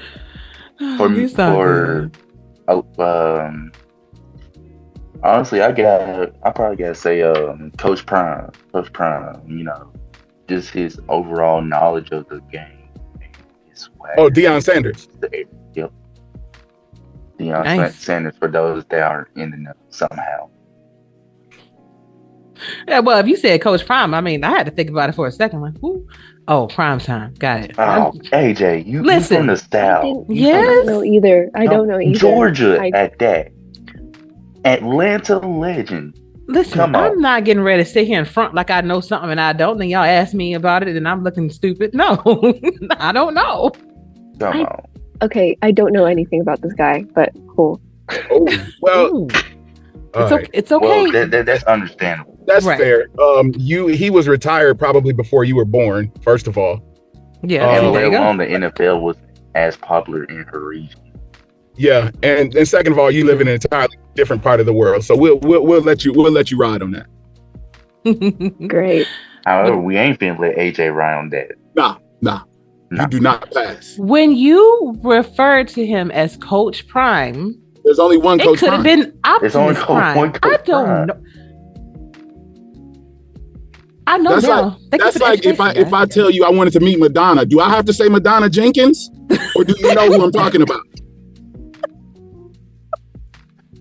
No, but that's two totally different people. I don't know what her last name is. So I just Me either. I was like, she has a last name. You don't need one, just like Coach Prime. Oh God! Oh, I love y'all so much. I swear. But Madonna Bradkowski. Listen. I can't. Coach first name, Prime last name. Right. Well, thank y'all for clearing that up because I know that Brad and I were not the only ones that didn't know that. I know who he is. That's another smart dude too, though. Deion Sanders, yeah. Now, is something wrong with him? Because the last time I saw him, he was in a wheelchair or like the little hover round thing. Was it something that he was just? I think it's just one of those like long-term injuries from his playing days. That's what I think it may be. Oh, okay. I'm not too entirely sure, but yeah, Prime, smart dude on and off the field. Definitely a guy I take inspiration from when I go do my job as a GM. Okay.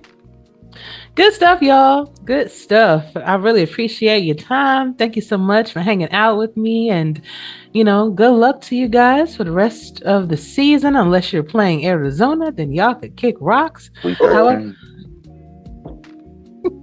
I hope you have your flight ready, AJ. Oh, it's already ready. It's already booked, bro. First class. Are we on your schedule this season? I hope you like Charleston grass. I like, I don't think I'm going to be touching the grass too much with my O-line, but anything is possible as long as I get up. As long as I get up, and y'all ain't gonna try to lay me out like London did last season. How much you say? I said Burger ain't finna let you up with them red bands. Okay, well, you know what? Tell him to do his worst. As long as we come out with a W, I'm all good. Yeah, ain't no W's against us. Y'all wild, boy. We'll see. When do y'all play? When do we play? Wait, it's week 13, week 11. I'm double check that. It's gonna be a primetime matchup. I don't know who they get in that primetime schedule already, but they've been getting bumped off. Oh, okay. They've been getting bumped off. I guarantee that. Okay. See, do it on the field, bro. This ain't doing nothing. Do it on the field. Bring it. Wow. Trust me, we're gonna do it on the field. Hey, okay. I tell you what, we didn't make it to the championship for me and no slackers. I'll put it like that. So we'll see.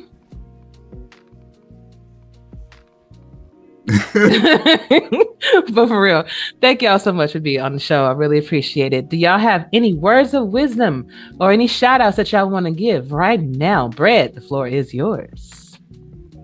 Shout outs. Shout out to words of wisdom. If you didn't understand half the references that were in here, don't worry, same here. That's my words of wisdom. Love you, Brett. I love you. Terrell. First of all, shout out to Rob Cherry for the defense he cooked up this weekend. Top notch, top intensity. Hey, keep up the good work, my guy. And another shout out, I guess we'll also have to go for Jay Hay for getting his first coaching W as a head coach in the pros. Mm-hmm.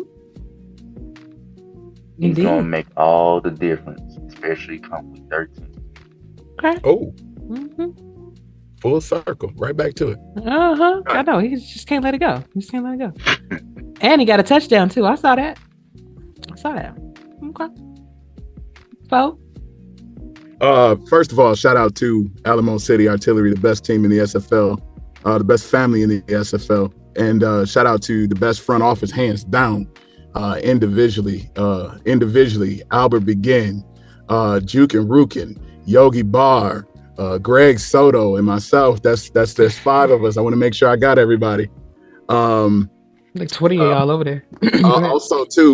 also too, congratulations to our new co-GMs, Gunny McGuire and Rain Rie. Congratulations, my man. Y'all deserve it.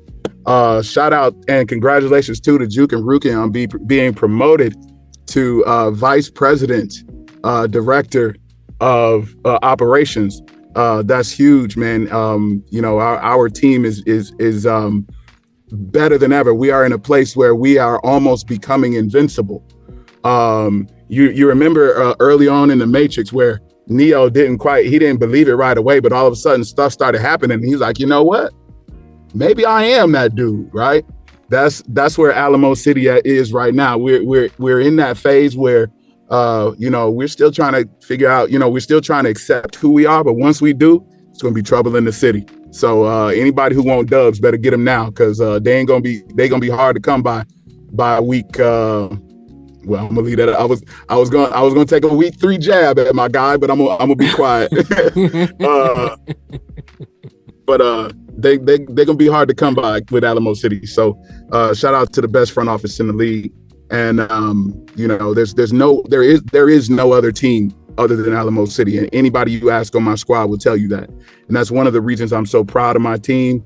And that's one of the reasons why I challenge anybody to find a better team atmosphere to be a part of. That being said, roster expansion may be coming next season. So anybody who sees this, who'd like to join the minors or to try and get you a spot on the Alamo City Artillery, do so. Please feel free to hit up any one of us, and we'll be happy to talk to you. But you better get your bid in early, because it's like going to the club. If you ain't VIP, you ain't getting in. Hell, it's like about 12 of y'all over there. So yeah, y'all got a plethora of people to choose more. Really? You already know, but just about half y'all team got in the front office or got some responsibility. One more thing too, and I'm glad you mentioned that, because I mentioned Greg as an owner, but what I did mention is Greg is also our head coach. Amazing job, as our head coach. Greg works so hard, and Chad Stinson as our defensive coordinator works so hard to make sure that we're competitive in every single game. Those dudes are uber dedicated, and I just wanted to make sure and give them their flowers as well. All right. Good stuff. I have to disagree with you about the best front office, but I do as well. Subjective, everybody has their yes. But I have a diplomatic way. I don't think any team is the best front office, because every front office is different and there's different ways. and it's just who's better in which department. Okay. Don't if you tell me that my opinion is wrong, you're wrong. Oh, beat that. Hey, I ain't gonna say nothing. I'm gonna just show you around here. Listen, I'm gonna beat that. You want me to show you how I beat that?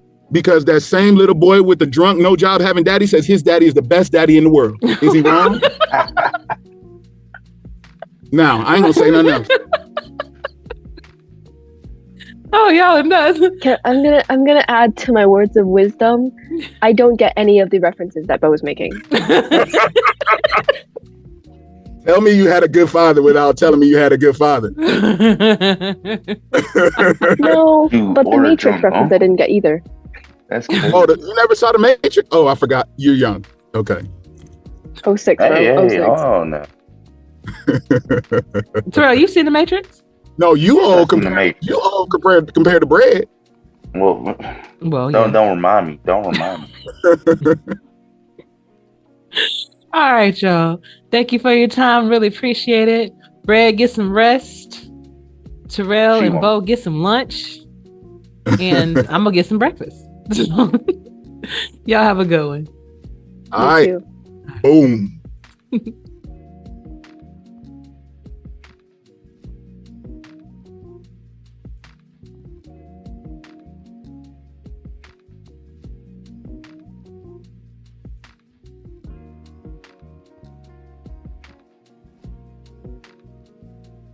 What is up, SFL Nation? And we are back. We have cornerback Cory Mennor from the Houston Headhunters, fresh off the game. Tough loss, Cory. I have just a few questions for you. Alrighty. Hopefully they're not too painful. Nah, nothing too painful, brother. So what did your coaches tell you guys during practice that will be the focal point for this game? The biggest thing, it's week one. We're just trying to get back into that rhythm, back into the swing of the action. Biggest thing is we're just trying to keep our offense and defense, get them to function and run the plays as they were designed.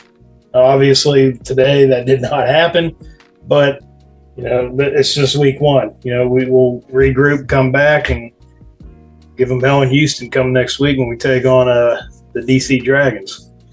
Indeed. So despite the loss that happened, was there anything notable that you noticed during the game that you wanted to make mention of? What was the score, by the way? It was a tight one at the end, 30-27. Mm-hmm. At the very end, we were starting to catch up. We had a little hope. Sim took it in for a touchdown. MSG took it in. Those were two huge plays, especially with then previous to that, GP Wells taking it in twice within minutes of each other. That was huge. It was. Getting us finally on the board and getting a little momentum going, but we just seemed to run out of steam right there at the end. It's just the plays are there. We just got to make sure we can function properly, run those plays, and make them happen as they need to happen. Gotcha. Get that ball down the field and into the end zone. Gotcha. So what do you think your team did well this game and what needs work?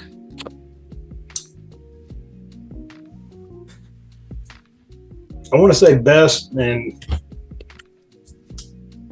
I want to say defensively. Overall, and just an overall defense, that was probably where we were the strongest. I think on the offense, we need a little bit of work. A few plays that we put in didn't work quite as planned.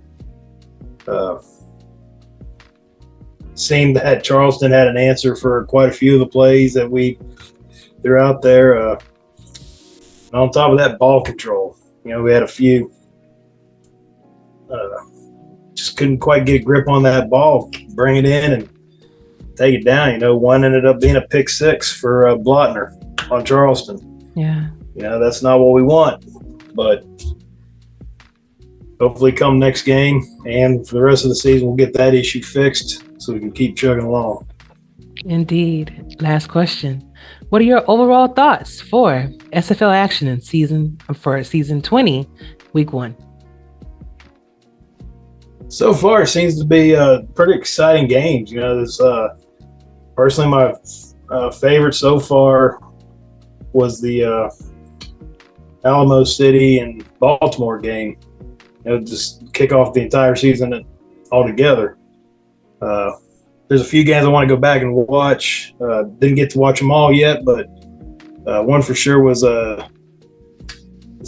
Queen City and Jacksonville. Mm-hmm.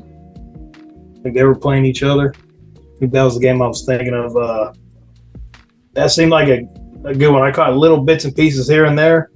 I want to go back or I don't want to sound like an idiot. Hold on. Make sure I'm not telling you wrong. All right.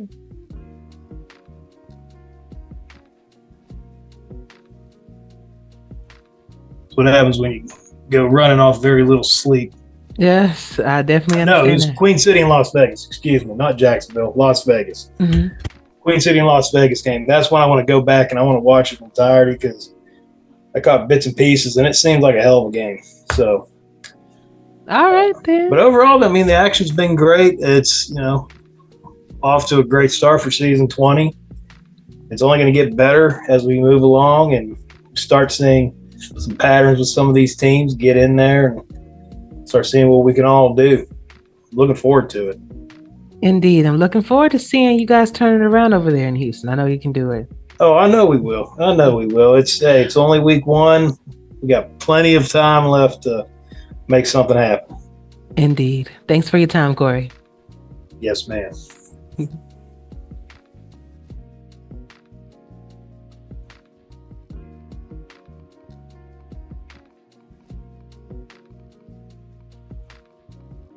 One.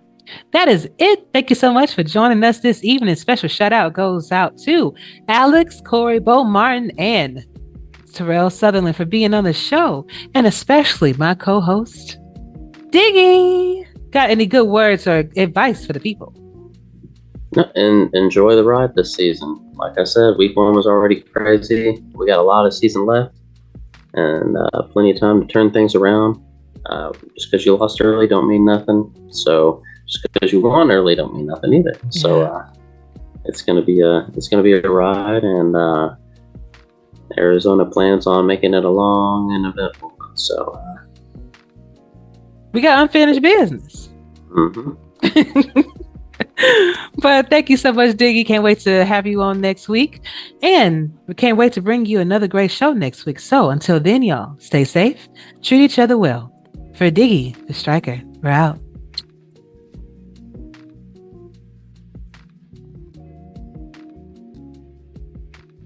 Hold on 1 second. Yes. I can't. Okay. It is probably on the sofa underneath the blankets. Look over there underneath that sofa, underneath the blanket. You'll see it. It's on the left hand. It's on the left hand side. Oh, you know the left. You know the layout of my house now.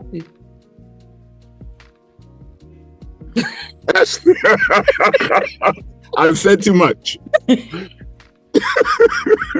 Oh, you stalker. We did the right decision right there. 2 block punts and key deflection. Ashley, step away from the light. Go away from the light.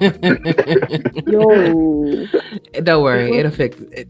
My camera is doing Go away. Your eyes. Look, I was ignore the trumpet calls right now. Don't go into the light. I'll make sure I stay at least to finish the interview. Because that's important. That was weird. It was, right? For some reason, my camera's been doing that. So when that actually pops up, I'm just going to place my picture there. It's all good. It's all good. But New webcam. I am. It's on the way. It's on the way. Well, I hope you're ready for a blooper reel. Oh yeah, a lot of this stuff is going on bloopers. All right, I can tell. Anytime. But I think another point that I wanted to touch on was what was it? It's leaving my brain. But like the score difference. You said that like this game was kind of hard for you, yet you gained 1330 on us. That is not hard. That is dragging us through the dirt, actually. See how it was leaving your brain? Like your brain didn't want to let you remember it? That's what was happening to me. Okay, look, it is 1:30 in the morning. I cannot think properly. I've been up since 6 a.m. But you don't get to do this to me. No. You choose your sleep schedule, Bray. True. But then again, how would I have time to talk to you people if I don't stay up this late? True. This is true. And we appreciate Move it. to states.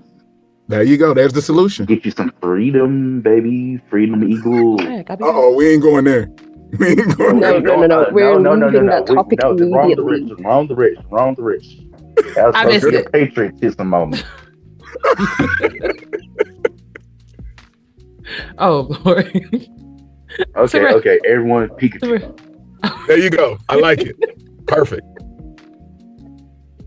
Alex, was that all you wanted to say, dear? Yeah. Good. Off the rails. Already. Also, can I just say, every time Bo is on here, I've watched like just one interview, to be honest, but like it's literally gone off the rails. There's one time I watched, it's off the rails. You're welcome. When I'm here on my own, I rarely go off the you're rails. welcome. Oh, sorry. Go ahead. See?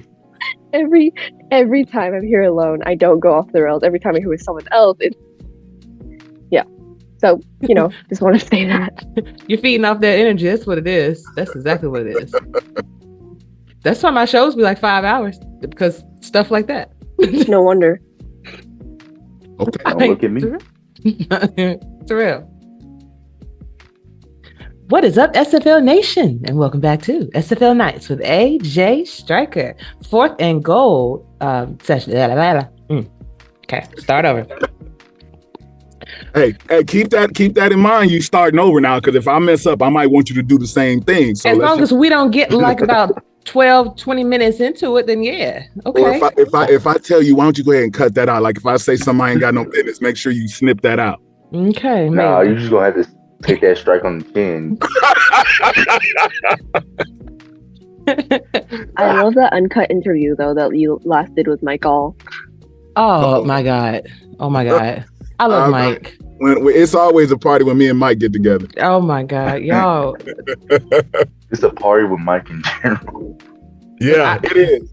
Hey, I know y'all don't know. Well, I'm sure y'all will find out. But I've been me and Mike. Mike is the reason I'm in this league. I've been knowing Mike since both of y'all was born. So I've been knowing Mike. I've been knowing Mike since 90 or 91. Me and Mike were freshmen in high school together. That's how far back we go. Damn, y'all old. Yeah, for real. You right there with him, AJ. Wait, don't be fronting me out, bro. What's wrong with you? You right though, but still. All right, take two. All right, here we go. Right. All right.